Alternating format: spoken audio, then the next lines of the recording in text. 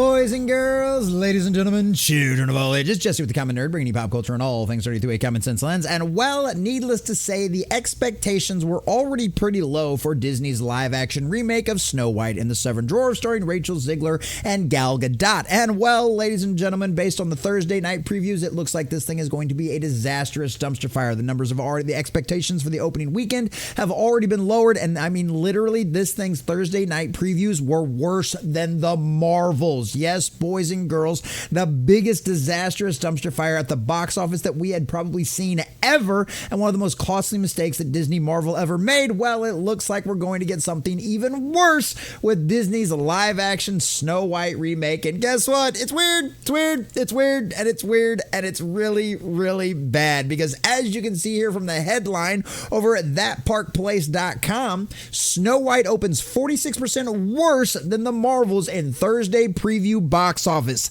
Legacy Media scrambles to spin it as a win because of course they are. And as we already talked about in our last video talking about Snow White, the critics absolutely despise this movie. It's got one of the worst, if not the worst, scores from critics for a live action Disney remake ever in the history of the company. And the cinema score, the B- they got, is absolutely the lowest audience score that a Disney live action movie has ever gotten. This thing is in for a disastrous dumpster fire of a run at the box office, and we are here to document that disastrous dumpster fire, boys and girls, because it is a glorious thing, and it's exactly what Disney deserves for hiring such a crazy activist in a lead role that she did not belong in any way, shape, or form.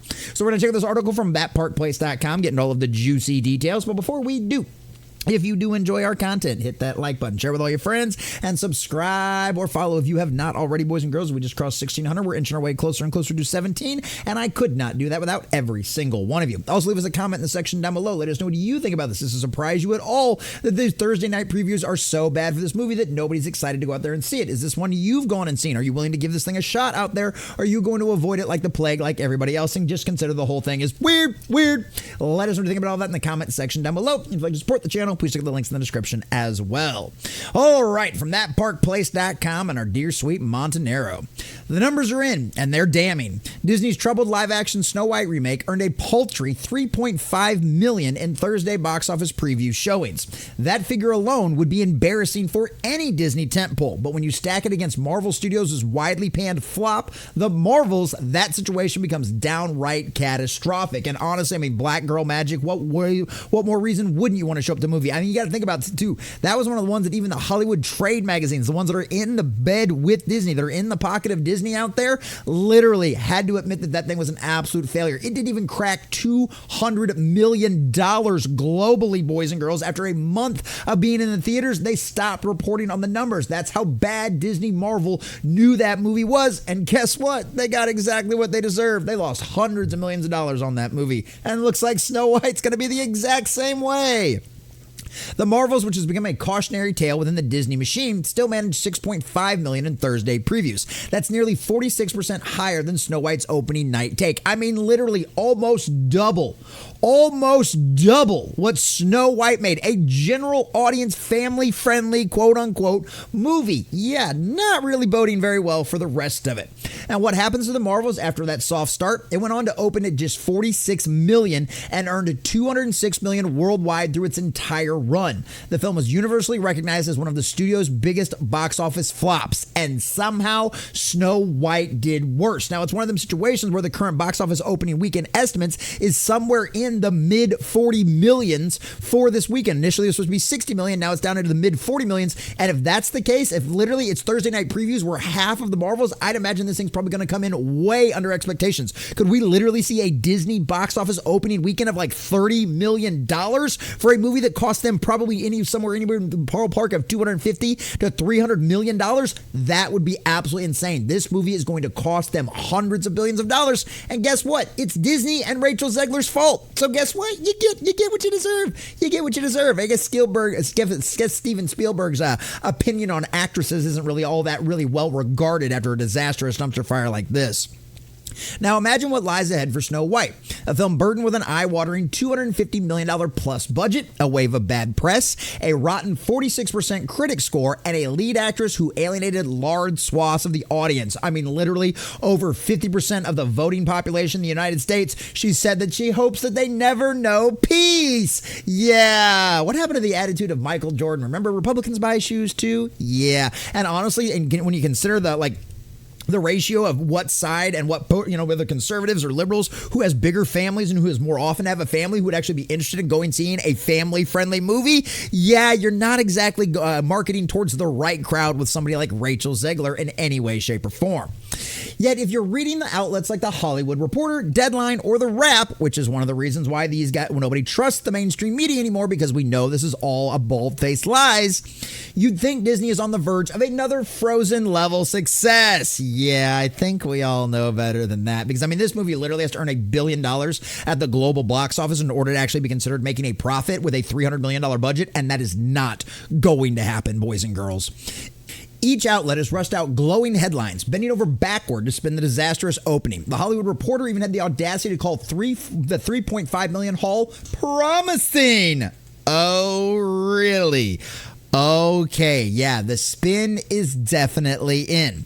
While comparing it to the underwhelming 2.8 million preview of Dumbo, a film no one considers a success story. It shouldn't be noted, too, that Dumbo had a budget of just $170 million, obviously almost half of what the Rachel Zegler one has. The failure of Dumbo was so extreme that Tim Burton stopped making movies for 5 years after its release and effectively ending his long-standing relationship with Disney, which, I mean, this is Tim Burton, right? Nightmare Before Christmas, Tim Burton. He got so soured by making Dumbo, which, considering what we've heard from behind the scenes, it was probably a bunch of studio head interference, all of these activists trying to make it into something that they didn't want to, all of this other kind of nonsense. Like, yeah, he literally quit and got out of the whole mainstream Hollywood stuff. And guess what? I don't blame him. Disney's done that to a lot of people over the years. In other words, outperforming Dumbo is far from a symbol of excellence the mainstream access media wants you to believe it is. Deadline went further, reaching for comparisons to Maleficent, Mistress of Evil, and even this year's Kung Fu Panda 4, completely ignoring how much smaller those films' budgets and expectations were compared to Disney's live-action remake of their first animated classic. I mean, really? Kung Fu Panda 4, the literal third sequel of a movie that was very successful like 10 years ago? Really? Really? Why aren't you comparing it to Beauty and the Beast? Why aren't you comparing it to even Aladdin? Oh, I don't know, because they're all doing way better than this abomination. How about The Lion King? Yeah, guess not. The spin doesn't stop there. These outlets point to factors like spring break timing, premium format screens, and supposed strong interest among young girls. Yeah. Okay. As if those details will magically fix what's already clear from the data.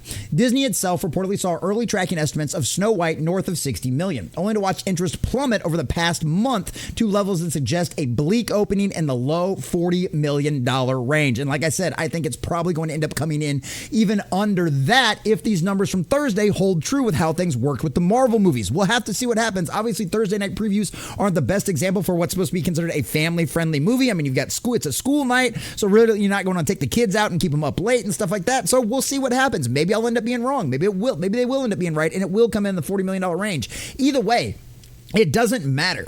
With an opening weekend of anything less than $100 million, right, domestically, this movie is going to fail. Like I said, at minimum, this movie needs to make a $900 million to $1 billion in order to break even if it has a 50% drop, which is unheard of and really, really well. Weekend over weekend, you are never going to come close to even sniffing that $1 billion, let alone probably $500 million or even $300 million at this point. This thing is going to end up being bad.